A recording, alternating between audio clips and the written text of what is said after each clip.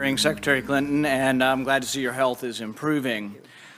One of the things that disappointed me most about the original 9/11 was no one was fired. We spent trillions of dollars, but there were a lot of human errors. These are judgment errors, and the people who make judgment errors need to be replaced, fired, and no longer in a position of making these judgment calls. So we have a review board. The review board finds 64 different things that we could change. A lot of them are common sense and should be done, but the question is, it's a failure of leadership that they weren't done in advance, and 4 lives were cost because of this. I'm glad that you're accepting responsibility. I think that ultimately with your leaving, you accept the culpability for the worst tragedy since 9/11, and I really mean that.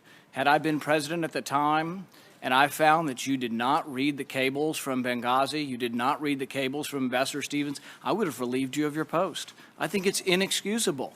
The thing is that, we can understand that you're not reading every cable. I can understand that maybe you're not aware of the cable from the ambassador in Vienna that asked for $100,000 for an electrical charging station. I can understand that maybe you're not aware that your department spent $100,000 on 3 comedians who went to India on a promotional tour called Make Chi Not War.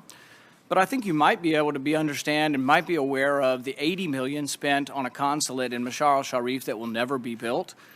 I think it's inexcusable that you did not know about this and that you did not read these cables. I would think by anybody's estimation, Libya has to have been one of the hottest of hot spots around the world.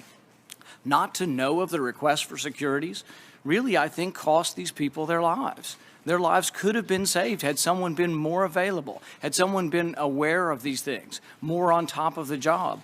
And the thing is I don't suspect you of bad motives.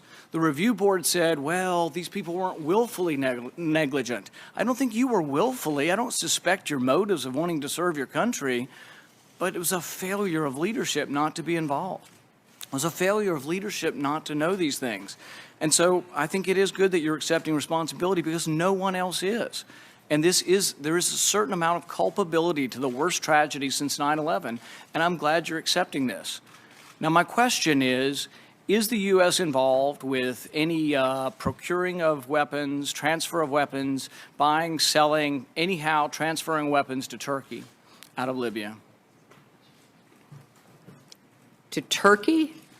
I will have to take that question for the record. Nobody's ever raised that with me. It's been in news reports that ships have been leaving from Libya and that they may have weapons. And what I'd like to know is the annex that was close by, were they involved with procuring, buying, selling, obtaining weapons?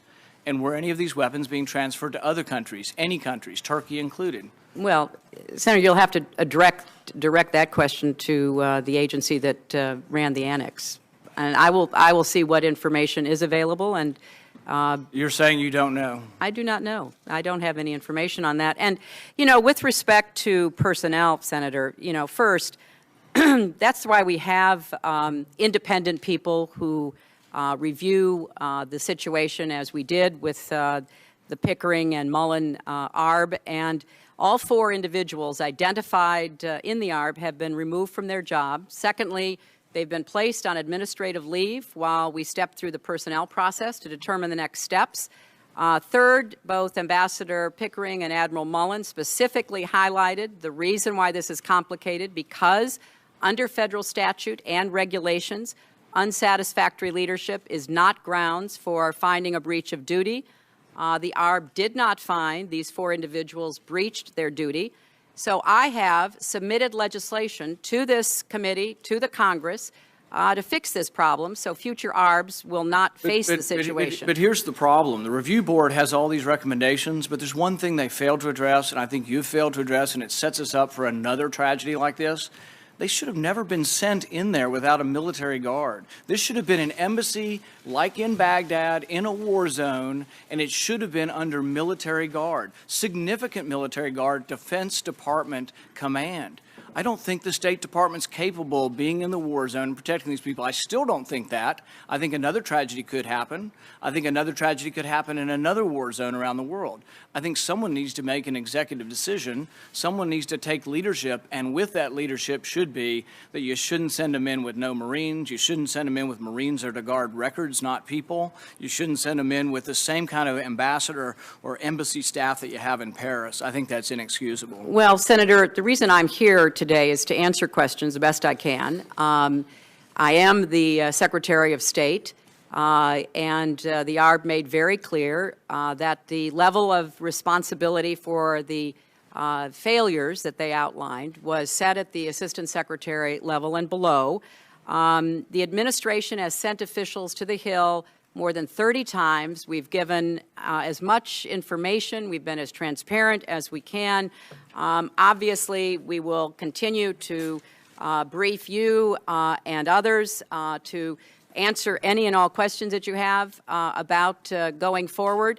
The reason we put into effect an accountability review board is to take it out of the heat of politics and partisanship and accusations and to put it in the hands of people who have no stake in the outcome. The reason I said make it open, tell the world, is because I believe in transparency. I believe in taking responsibility, and I have done so. And I hope that we're going to be able to see a good working relationship between the State Department and the Committee.